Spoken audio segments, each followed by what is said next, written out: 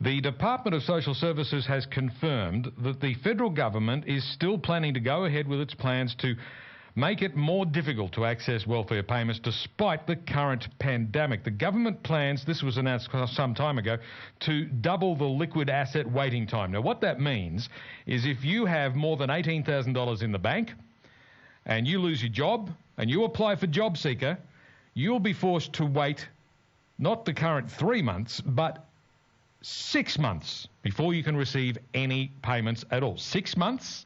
And all you've got in the bank is $18,000?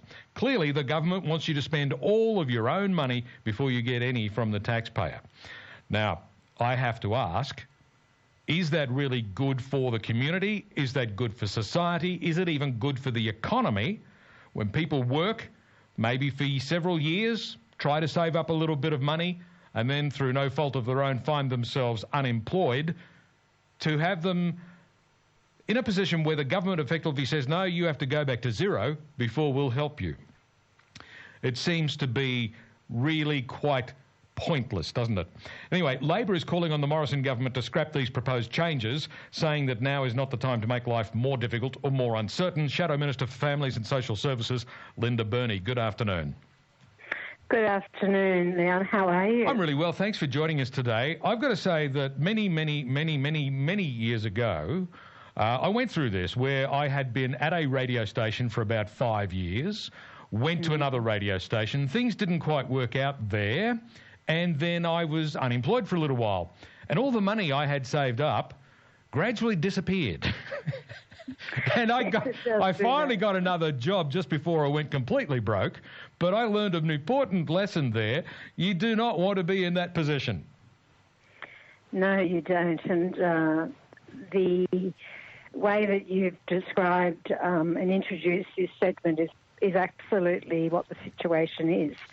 It can also, a liquid asset can also be outstanding loans to your kids. It can be a small redundancy payment. But the idea that the government what government thinks that you should run all that money down before you're eligible for JobSeeker means that people have no buffer. If the car blows up or the fridge breaks, then you're really in trouble, or any other sort of crisis that can come along in life. So the situation is that at the end of September, the government is going to bring back the waiting time of 13 weeks, but they still intend, as you said, to push it out to 26 weeks. The Labor position is that I think it's the wrong time with the pandemic and what people are going through, and the fact that unemployment is becoming such a big issue, to even bring back the 13 weeks, and we completely oppose the expansion to 26 weeks waiting. Even as a general principle, putting aside the pandemic and the current economic crisis, even as a general principle, it strikes me as a way of punishing people for daring to be unemployed. It strikes me as a way of saying to people, well, look, you don't amount to much. You tried to get ahead, but you've fallen upon hard times. We're going to punish you for that. We're going to make sure that you stay in your place and that you don't have the opportunity to get ahead.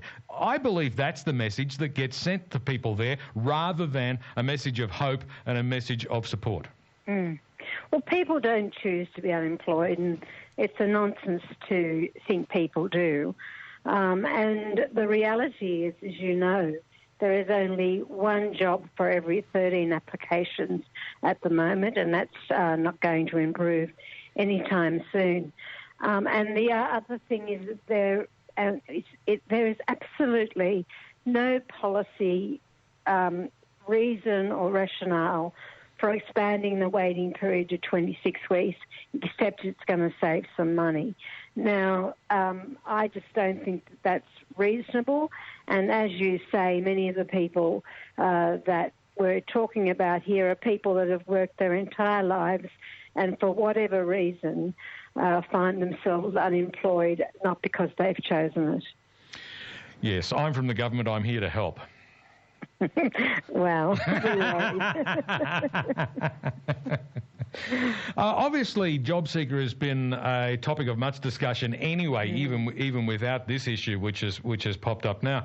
Obviously, the increase to JobSeeker was a good move by the government. It was a sensible move to make in the times of crisis. Now, of course, we know that they plan to start winding it back from the end of September, and then with JobSeeker, there's no clear indication of what's going to happen after the end of the year, except that the default position is for it to go back to the old rate of New Start. Now, nobody finds that acceptable aside from the current government, who haven't really indicated what they're going to do. Well, this is absolutely right. The uncertainty that people who are on JobSeeker must be feeling is enormous, and the fact that the government has only there was, as you said, the $5.50, the doubling of the rate, and now it's going back to $2.50 come the end of September, but no indication from the government what's going to happen after December. So people are going into that Christmas period with absolutely no idea about what's going to happen. Labor's position has been consistent for a very long time, is that there has to be a permanent increase to what is now called JobSeeker so that people can at least live with dignity. Now, that is a shift in Labor's position, because when Labor went to the last federal election, there was no commitment beyond reviewing the rate of New Start, no commitment to actually doing anything beyond a review, but now you are committed to actually having a higher rate. We are very committed to saying to the government that, you know, they're in government, they've got the Treasury benches, and it's not just Labor, as you say, it's ACOS, it's even the Reserve Bank, it's the Business Council of Australia, saying there has to be a permanent increase to the amount of JobSeeker, and well above the $40 a day. Yeah. What's your target rate of pay for the JobSeeker payment? I haven't determined a target. Obviously, that's something that we'll be looking at towards the election. What the position is at the moment is that it cannot go back to $40 a day. It's not sustainable. It is such a low amount that it is actually a disincentive to people getting a job. Yeah.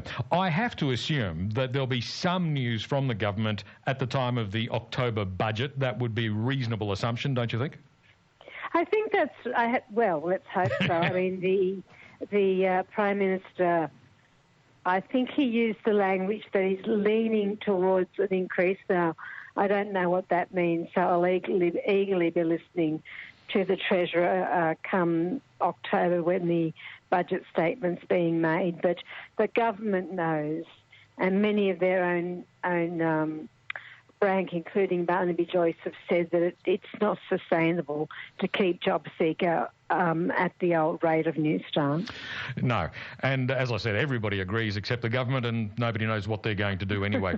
Well, it'd be nice to know. It would be nice to know, absolutely. Now, there is also some discussion about the age pension, because it was revealed this week that thanks to CPI going backwards, there will be no indexation increase for the age pension for the second half of this year, as would normally be the case. Now, the rules of this are pretty straightforward. CPI's gone backwards. The pension can't fall. It will just stay where it is. But because CPI did not rise, there will be no rise in the pension. The government says they're considering their options here about how they can provide some additional help to age pensioners, and I presume also disability pensioners. What should they do? Should they increase the pension anyway, or should they give another one-off cash bonus? What do you think is the preferable solution? Well, the Prime Minister has belatedly realised that this is a major problem and said that he and the Treasurer weren't aware that the outcome would be no indexation.